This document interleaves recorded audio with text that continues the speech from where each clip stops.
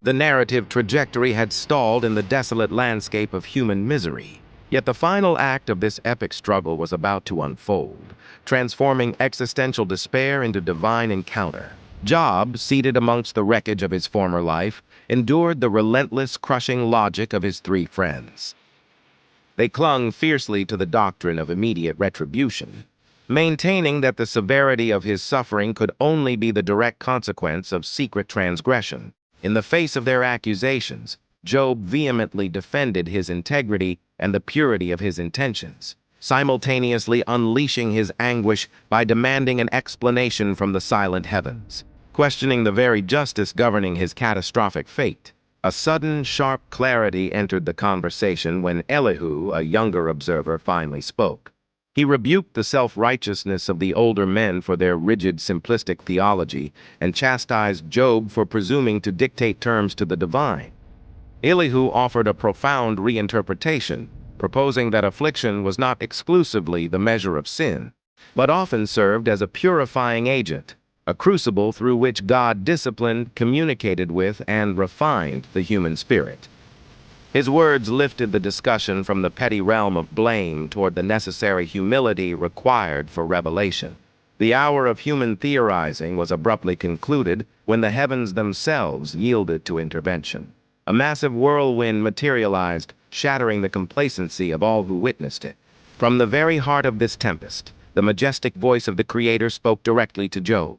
The accompanying vision was one of transcendent power, displaying the fundamental architecture of existence.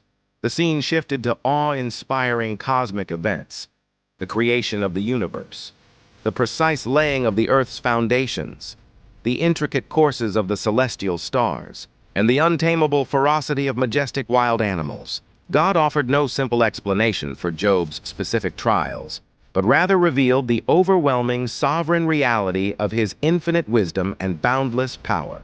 Humbled and utterly overcome by this direct confrontation with the divine, Job's former indignation dissolved into profound awe. Stripped of his limited understanding, he finally grasped the folly of his presumptuous demands. He acknowledged the truth of the Lord's incomprehensible nature, admitting that he had spoken rashly of things too wonderful and vast for his finite mind to grasp. Job confessed his repentance for having questioned the intricate ways of the eternal. The Lord then turned his righteous attention to the misguided counselors. God sternly rebuked Job's three friends for having misrepresented his character and his motives throughout their debates. Job was commanded to intercede for those who had misjudged him, performing the final act of selfless obedience. The subsequent reversal of his fortune was immediate and comprehensive. The final scenes displayed Job's complete vindication and restoration. His health was fully renewed, and he was blessed with a new family, receiving twice the wealth he had previously possessed. The enduring narrative concludes with a scene of profound serenity, showing an older, wiser Job, surrounded by his prosperous family.